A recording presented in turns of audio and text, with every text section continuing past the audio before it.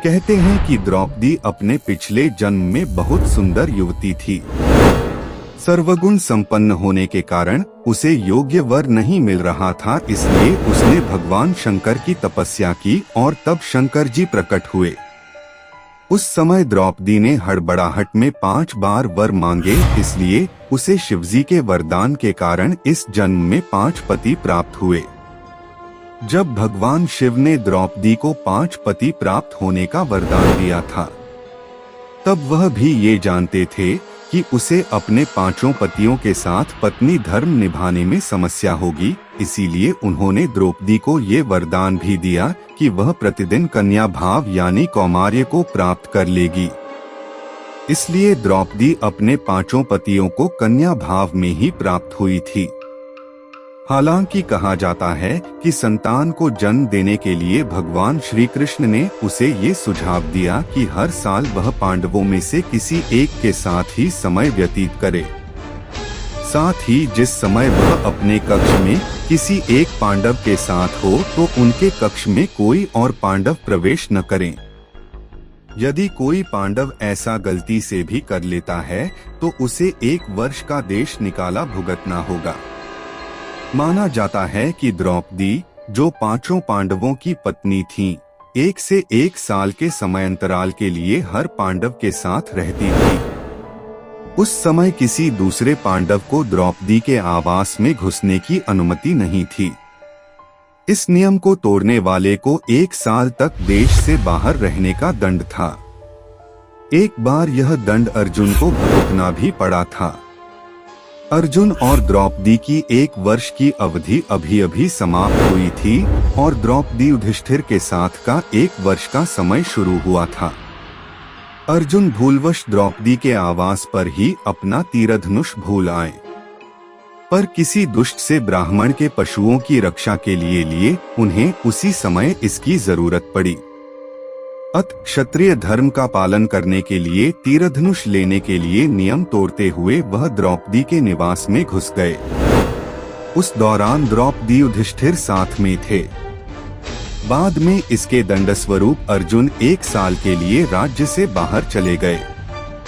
इसी 1 साल के वनवास के दौरान अर्जुन की मुलाकात उलूपी से हुई और वह अर्जुन पर मोहित हो गई। ऐसे में वह उन्हें खींचकर अपने नागलोक में ले गई और उसके अनुरोध करने पर अर्जुन को उससे विवाह करना पड़ा। कहते हैं कि दोनों 1 वर्ष तक साथ रहे। अर्जुन और नागकन्या उलूपी के मिलन से अर्जुन को एक वीरवार पुत्र मिला जिसका नाम इरावान रखा गया। द्रौपदी के 5 पुत्र थे। द्रौपदी ने 1-1 वर्ष के अंतराल से 5 पांडव के 1-1 पुत्र को जन्म दिया था, लेकिन दुर्भाग्य की इन 5 पुत्रों को अश्वत्थामा ने मार दिया था। एक दिन की बात है, पांडव और ब्राह्मण लोग आश्रम में बैठे थे। उसी समय द्रौपदी और सत्यभामा भी आपस में मिलकर एक जगह बैठी थीं। दोनों ही आपस में बातें करने लगी। सत्यभामा ने द्रौपदी से पूछा, बहन, तुम्हारे पति पांडवजन तुमसे हमेशा प्रसन्न रहते हैं। मैं देखती हूँ कि वे लोग सदा तुम्हारे वश में रहते हैं। तुम मुझे भी ऐसा कुछ बताओ कि मेरे श्याम सुंदर भी मेरे वश में रहें। तब द्रौपदी बोली, सत्यभामा, ये तुम मुझसे कैसी दुराचारिणी स्त्रियों के बारे में पूछ रही हो? जब पति को यह मालूम हो तो वह अपनी पत्नी के वश में नहीं हो सकता। तब सत्यभामा ने कहा, तो आप बताएं कि आप पांडवों के साथ कैसा आचरण करती हैं? उचित प्रश्न जानकर तब द्रौपदी बोली, सुनो, मैं अहंकार और काम क्रोध को छोड़कर बड़ी ही सावधानी से सब पांडवों की स्त्रियों सहित सेवा करती हूँ।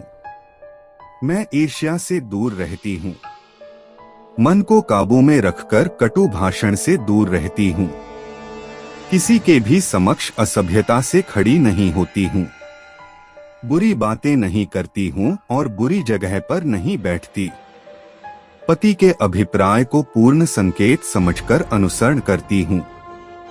देवता, मनुष्य, सजाधजा या रूपवान कैसा ही पुरुष हो, मेरा मन पांडवों के सिवाय कहीं नहीं जाता। उनके स्नान किए बिना मैं स्नान नहीं करती। उनके बैठे बिना स्वयं नहीं बैठती। जब जब मेरे पति घर में आते हैं, मैं घर साफ रखती हूँ, समय पर भोजन कराती हूँ, सदा सावधान रहती हूँ। घर में गुप्त रूप से अनाज हमेशा रखती हूँ। मैं दरवाजे के बाहर जाकर खड़ी नहीं होती हूँ। पतिदेव के बिना अकेले रहना मुझे पसंद नहीं। साथ ही सास ने मुझे जो धर्म बताए हैं, मैं सभी का पालन करती हूँ। सदा धर्म की शरण में रहती हूँ।